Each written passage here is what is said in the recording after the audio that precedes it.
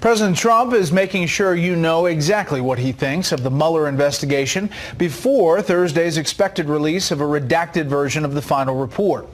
Even though the Attorney General says no collusion was found or conspiracy to collude with the Russians, there are said to be concerns within the administration about how the media will shape the report's findings. So the president is taking to Twitter to get his message out and unfiltered.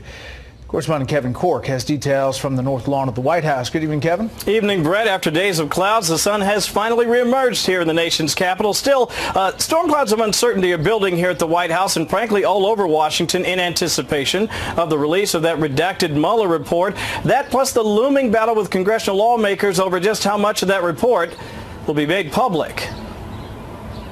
Following a business roundtable event in Minnesota, President Trump told a Minneapolis TV station that he's not worried about what the public will see in the Mueller report, saying of the report's likely Thursday release, that's good, and there can't be anything there because there was no crime. This crime was all made up.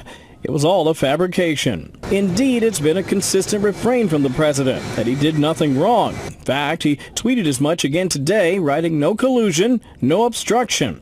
But what is new is the near certainty of both timetable of release and the looming battle over the Mueller report's contents. Congressional Democrats who've already approved subpoenas to obtain the full report unredacted are voicing deep skepticism of Attorney General William Barr's motives. We have to find out what happened so it doesn't happen again. And it isn't up to the Attorney General, who has said basically that the president is above the law and the rest, so he's there to redact whatever he wants. Well, let's just see what he puts forth. As the clock winds down towards the report's release, there's another battle brewing between the White House and Capitol Hill, this one over the government's role in moving illegal immigrants to so-called sanctuary cities. White House officials say such a move could reduce the burdensome impact of illegal immigration on border communities by shifting some of the responsibility to sanctuary cities and states. In a letter to the White House and the Department of Homeland Security, congressional Democrats accuse the administration of lacking, quote, the legal authority to transfer detainees in this manner, calling the administration's consideration, quote, purely political. The letter further asked for emails between the White House, DHS, and ICE, internal DHS emails between DHS and ICE, in fact, all DHS documents discussing transfer or release of detainees. Unbowed by the criticism, White House officials say it's paramount that something be done to address the crisis. Now, 100,000 people are now crossing the border illegally. You just can't tell me something shouldn't be done. It's just common sense. It's an economic issue. It's a security issue. It's a drug trafficking issue. It's a kids trafficking issue. It's really insane. And back to the Mueller report story for just a moment, Brett. We have heard from Rudy Giuliani, one of the president's attorneys. He tells us the president's legal team is, in fact, preparing a rebuttal to that report, which we expect to come out redacted on Thursday. We're told that rebuttal will be several dozen pages long, perhaps, quote, north of 40 pages, and it's expected to be released in the hours after the Attorney General, Bill Barr, releases the Mueller report. Brett? Okay, Kevin Cork live on the North Lawn. Kevin, thank you. Democrats and the media are melting down ahead of the Mueller report being released on Thursday. Democratic Congressman Steve Cohen actually using the devastating Notre Dame fire to attack President Trump. Take a look. What this president's done and what he's done to the Constitution, what he's done to the people's respect for our government, what he has done to the Constitution and the rule of law is as bad as that fire did to Notre Dame. He's torching the entire structure of government and the people's respect for it. He was not exonerated, says Mueller. Mueller knows more about that than Barr. Barr was a hitman. Barr was a hitman hired to do his job. He's doing his job.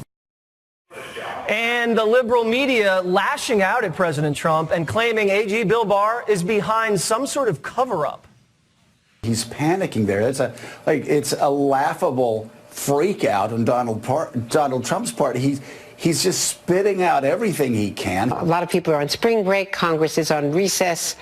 They're putting this release as late as possible before Easter weekend, when they might get the least amount of attention. You got to wonder why he's doing all of this. Why he's doing it now. Is it because he's got reason to fear what's coming? Barr wants to use this process to try to play down the report heading into a Friday holiday weekend rather than play it up. Well, one of the reasons we wanted to get out of New York City and out of the studios to find out what other people across the country in the heartland are talking about, and it's not about the Mueller report, Greg.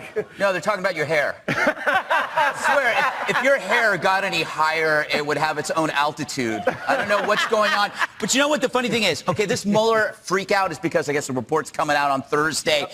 It's like the media, they're like drug addicts who found out there's a new, cheaper drug on the street, and they're getting the cravings. They got the Mueller craving. They should just quit cold turkey. The problem is they can't quit cold turkey because they sold their audience a bill of goods. They made it sound like they made the Mueller report into the Game of Thrones, right?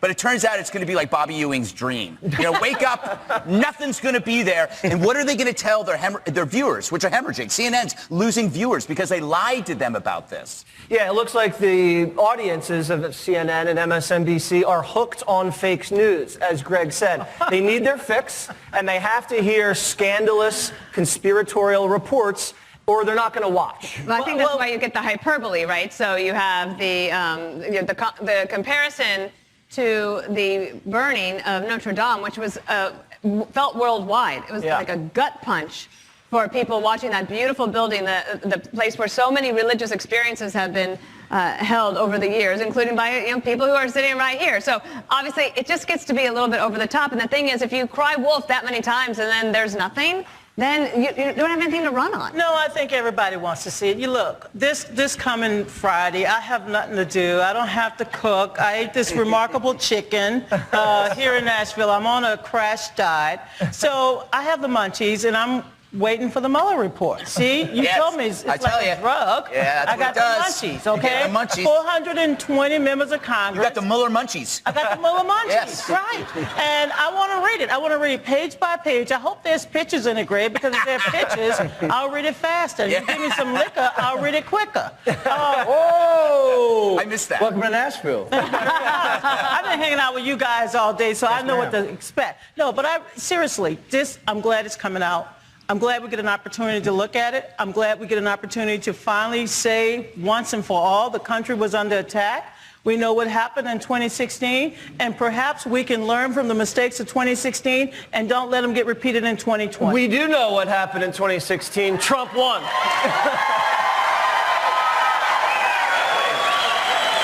John Rich. It is interesting to hear. Vladimir Putin wanted Trump to win. The question is, hold on. Let's get to John. I want to get to John because, you know, I'm enjoying him. Okay. And he doesn't have to wear a hat to cover all of that hair. I want to see it because I do believe at the end of the day, we as Americans must understand how to defend our country from future cyber attacks. That said, Brother John. Okay. Yes, ma'am. Take it away. I think that that is not what your average everyday American cares about. That's what I think. I think they care about what their tax rate is. I think they care about did they get their job back or keep the job they had, and if they did their wages go up? That's what I think. You go back to the Bernie Sanders piece, how he sold all these books. How do you think people had money to buy all his books? They got their taxes reduced. That's right. So they went and bought his books. Whether they know that or not, that's what happened. And so, you know, I grew up in a double-wide trailer in Texas, nothing fancy. And I see all this stuff going on, and I know that's how the multitude of Americans actually feel. They don't care about this report. This is just a media thing that none of us really care about, honestly. You know, Jesse, you actually keep your hair in a double-wide trailer. Yeah, my hair's about as high as Colorado is right now, isn't it? Higher the hair, closer to God. Yeah, that's right. That's right. But it's all legal, your hair. Yes, all legal. That's all good. That's all legal. Not edible, though. I think we should let a good Nashville girl run their fingers through your hair before this show is over with. All right. Who wants to Can we have any volunteers? Any volunteers? Come on down.